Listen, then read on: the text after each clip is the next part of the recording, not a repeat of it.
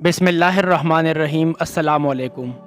نبی کریم حضرت محمد صلی اللہ علیہ وسلم کی ولادت سے 2 سال پہلے آپ کے چچا اور رضائی بائی سید الشہداء حضرت سیدنا حمزہ بن عبد المطلب پیدا ہوئے۔ آپ کی کنیت ابو عمارہ تھی۔ آپ نہایت حسین و جمیل، دبلے پتلے، چوڑی چاتی اور دراز قد تھے۔ آپ اپنے بھتیجے حضرت محمد صلی اللہ علیہ وسلم سے بے پناہ محبت کرتے تھے اور ان کی حفاظت میں پیش پیش رہتے، بلکہ اگر یہ کہا جائے کہ ان کے سامنے ہوتے ہوئے کسی کافر کی جرأت نہ ہوتی کہ نبی کریم کے خلاف کوئی نازیبا لفظ بھی بول دے۔ اسی طرح اعلان نبوت کو 6 سال گزر چکے تھے کہ ایک دن کوہ صفا کے قریب ایک باندی نے آپ کو شکار سے واپسی پر روکا اور کہنے لگی، اے ابو عمارہ، کاش آپ پہلے آ جاتے۔ تھوڑی دیر پہلے ہی ابو جہل نے آپ کے بھتیجے محمد کو گالیاں نکالی ہیں اور ہاتھا پائی بھی کی، لیکن محمد صلی اللہ علیہ وسلم نے کوئی جواب نہیں دیا اور چلے گئے۔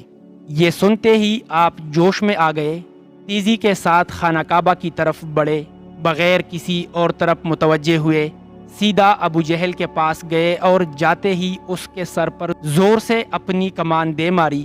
ابو جہل کے سر سے خون کا فوارہ نکل پڑا اور ساتھ ہی فرمانے لگے، آج سے میرا دین وہی ہے جو میرے بھتیجے محمد کا ہے۔ اگر کسی میں طاقت ہے تو مجھے روک کر دکھائے۔ آپ مدینہ تشریف لائے تو اسلامی لشکر کے پہلے علمبردار بنے۔ 2 ہجری میں ہونے والی پہلے جنگ میں آپ نے بے شمار کافروں کو جہنم واصل کیا۔ مکہ کے مشہور جنگجو اور پہلوان عتبہ کو حضرت حمزہ نے ایک ہی بار میں ختم کیا، جس کے بعد پورے عرب میں حضرت حمزہ کی داغ بیٹھ گئی۔ شوال المکرم 3 ہجری غزوہ احد شروع ہوتا ہے، جس میں کفار غزوہ بدر کا بدلہ لینے کے لیے مسلمانوں پر حملہ کرتے ہیں۔ ان کا سب سے بڑا مقصد حضرت حمزہ کو شہید کرنا ہے، کیونکہ جتنا نقصان غزوہ بدر میں کفار مکہ کو انہوں نے دیا اور کوئی نہ دے سکا۔ جبیر بن ماتم نے اپنے غلام وحشی کو، جو کہ نیزہ چلانے میں ماہر تھا، اس کو لالچ دیا کہ اگر تم میرے چچا کو قتل کرنے والے حضرت حمزہ کو شہید کر دے گا تو اسے آزاد کر دیا جائے گا۔ ہند زوجہ ابو سفیان نے بھی وحشی کو کثیر انعام کا لالچ دیا، کیونکہ ہند کے باپ عتبہ کو حضرت حمزہ نے جنگ بدر میں قتل کیا تھا۔ چنانچہ وحشی نے حضرت حمزہ کو دھوکے سے کسی اور سے لڑائی کے دوران پیٹھ میں نیزہ مار کر بے دردی سے شہید کر دیا۔ یہ سارا واقعہ اسی طرح بخاری اور مسلم میں بھی روایت ہے۔ حضرت حمزہ کا پیٹ چاک کر کے ان کا کلیجہ نکال کر ہندا نے چبایا، پھر ہندا نے کافر عورتوں کے ساتھ مل کر حضرت حمزہ کے کان ناک کاٹ کر انہیں لڑی میں پرو کر ان کے کڑے بازو بند اور پازیب بنائے اور انہیں پہن کر مکہ میں داخل ہوئی۔ جب نبی کریم صلی اللہ علیہ وسلم نے حضرت حمزہ کے جسم کو دیکھا تو آپ صلی اللہ علیہ وسلم رونے لگے۔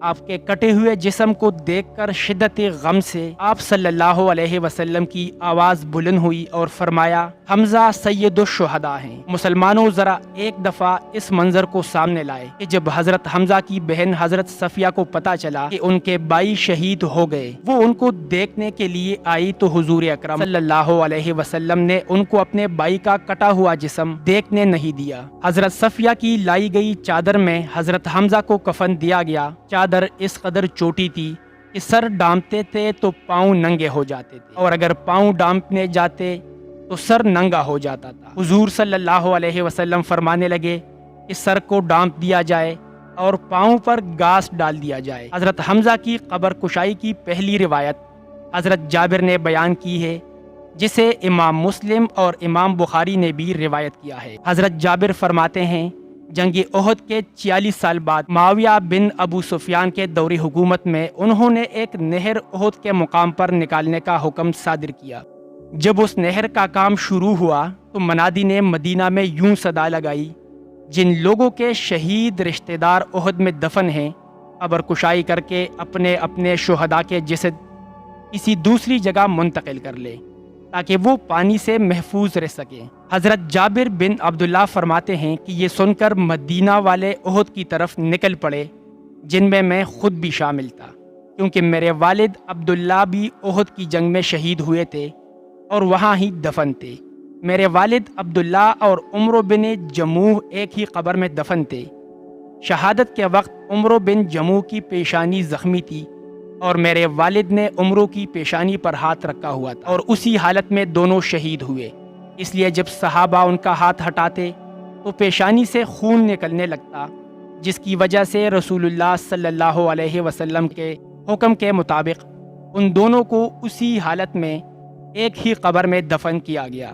حضرت جابر بن عبداللہ فرماتے ہیں کہ جب حکومتی سپاہیوں نے میری موجودگی میں میرے والد عبداللہ اور عمرو کی قبر کھولی تو جیسے ہی عمر کی پیشانی سے میرے والد کا ہاتھ ہٹاتے تو تازہ خون کے فوارے نکلنا شروع ہو جاتے۔ یہ معاملہ دیکھ کر انہوں نے یہ قبر بند کر دی۔ اس کے بعد سپاہی حضرت حمزہ رضی اللہ عنہ کی قبر کی طرف بڑھے اور قبر کھودتے ہوئے حضرت حمزہ کے پاؤں پر کدال لگی تو ان کے پاؤں سے تازہ خون نکلنے لگا۔ حضرت جابر روایت فرماتے ہیں کہ میں اس بات کا عینی شاہد ہوں کہ تمام شہداء کے جسم تر و تازہ تھے اور حضرت حمزہ تو ایسے لگ رہے تھے جیسے سو رہے ہوں۔ جب سپاہیوں نے شہداء کا یہ عالم دیکھا تو مزید قبر کشائیوں کو روک دیا اور دوبارہ سبھی کو اسی حالت میں دفن کر دیا جیسے پہلے تھے۔ حضرت حمزہ رضی اللہ عنہ کی دوسری دفعہ قبر کشائی ترک سلطان عبد الحمید ثانی کے دور میں انہوں نے 1904 میں کروائی،